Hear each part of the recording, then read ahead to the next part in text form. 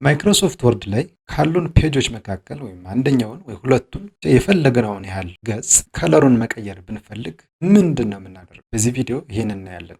ይህን ለማድረግ ለምሳሌ በተለመደው ሲስተም ፔጅ ለመቀየር ኖርማሊ ዲዛይን ታችሁ ፔጅ ከለር ይላል።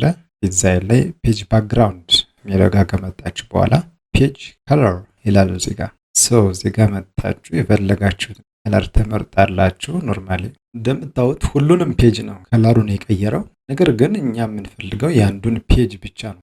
የአንዱን ፔጅ ለምሳሌ የዚህን ፔጅ ከለር ብቻ ነው መቀየር እንፈልገው፣ ሌላውን መቀየር አንፈልግም። ወይንም ደግሞ ይሄኛውን የመጀመሪያውን ፔጅ መቀየር እንፈልጋለን፣ ሌላውን አንፈልግም። ይህን ለማድረግ ኖርማሊ ሶፍትዌሩ ባለው ካፓቢሊቲ በኖርማል ሁኔታ አይቻልም። ሌሎች ሲስተሞችን ነው የምንጠቀም። ከምንከተለው ሲስተም መካከል ወደ ነበረው ልመልሰው። ሴክሽን ብናስገባ ምን ብንልም የሚያመጣው የተለየ ኢፌክት የለም። ምንድን ነው የምናደርገው? ኢንሰርት እንሄዳለን፣ ሼፕ እንሄዳለን። እዛ የምንፈልገውን ኖርማል የሆነውን ሬክታንግል እንመርጣለን። ይህን ሬክታንግል ሙሉ ለሙሉ ፔጁን ሊያለብስ በሚችል አግባብ ድሮ እናደርጋለን።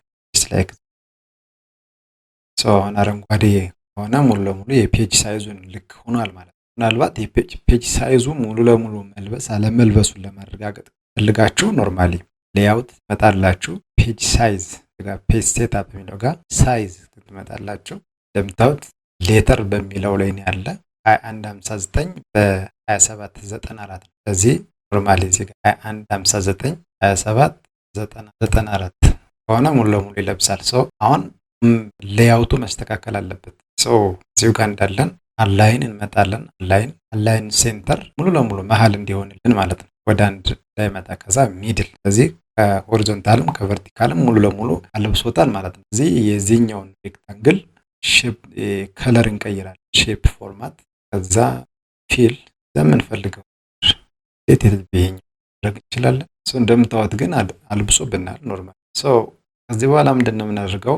አሬንጅ የሚለው ጋር እንመጣለን። አሬንጅ፣ ከዛ ብሪንግ ፎርዋርድ ሴንድ ባክዋርድ ይላል። በዚህኛውን እንመርጣለን። ከዛ ሴንድ ባክዋርድ፣ ሴንድ ቱ ባክ፣ ሴንድ ቢሃይንድ ቴክስት ይላል። አሁን እኛ ከቴክስቱ ጀርባ እንዲሆን ይሄን ያለን ማለት ነው። በዚህ መንገድ ኢንሰርት አድርገናል ማለት ነው። ሌሎች ፔጆች ጋር የምንፈልግም ከሆነ ኖርማሊ ይሄኛውን ሬክታንግል ጀስት ኮንትሮል ተጭነን ሙቭ ስናደርግ ወደ ቀጣይ ፔጅ እንደምንፈልገው ኮፒ ማድረግ እንችላለን። በዚህ መንገድ ይሄኛውንም ከለሩን መቀየር እንችላለን። ፈለግነው ከለር ሌላ ከለር መስጠት እንችላለን ማለት ነው። በዚህ መንገድ ፔጅ ከለር መቀየር ይቻላል ማለት ነው። ቪዲዮውን እንደወዳችሁ ተስፋ አድርጋለሁ። ሰብስክራይብ ማድረጋችሁን፣ ላይክ ማድረጋችሁን አትርሱ። ቻው።